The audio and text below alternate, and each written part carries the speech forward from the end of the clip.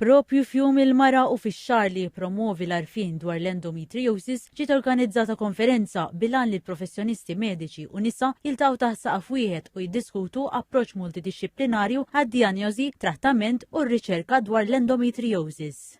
Bilan li jiffaċilita dan il-proċess il-ġinekologu konsulent u ċermen tal-konferenza, Igor Kinjasev, għal din is-sena se jkun qiegħed jitwaqqaf ċentru speċjalizzat għall-endometriosis. Saħaq li ħafna persuni li jiġu marfa bil-kundizzjoni ma jafux fejn u għalli majnuna għandhom jirrikorru u din il-klinika tista' tipprovdi dan.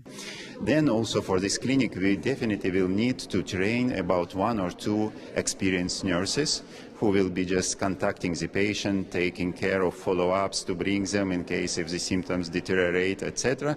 And then finally they will pass through the interdisciplinary team to discuss the symptoms and discuss the further treatment of the patient. And then finally they will get either conservative treatment or they will have surgical treatment. Il-President tal-Kulleġġ Malti tal-Ostetrija u Ġinekoloġija, Isabel Saliba, spjegat lil TVM News li 10% tan-nisa jiġu affettwati minn din il-kundizzjoni. Is-sintomi jistgħu jkunu xejn jew gravi. L-endometriosis hija condition fej l-inforra tal-utru jew ċelloli li huma bħal l-inforra tal-utru ma jeżistux biss ġewwa l-utru, ma jeżistu barra mill-utru. Ara daw jirrispondu għal hormones normali taċ-ċiklu tal-mara.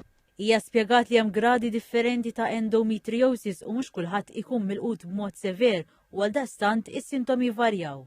Din hija assoċjata ma' sintomi bħal uġieħ, speċjalment fil-period, uġieħ li jista' jibda qabel il-period, uġieħ meta mara jkollha x'taqsam, u jista' jkun uġieħ kroniku li affettwa in-naħa t'isfel taż-żaq. Matul il-konferenza, esperti, riċerkaturi u tobba qasmu l-aħħar żviluppi fir-riċerka dwar il-kundizzjoni u ddiskutew soluzzjonijiet li għandhom iwasslu għal kwalità ta' ħajja aħjar permezz ta' dijanjosi malajr u kura holistika. We also invited women, so we opened it to public. And they actually came with the family, with the sisters, with the daughters, because it's also a genetic condition. So I would be really happy to see them this afternoon, also talking about their personal stories of endo warriors, because that's what they are. They have to deal with the pain every day.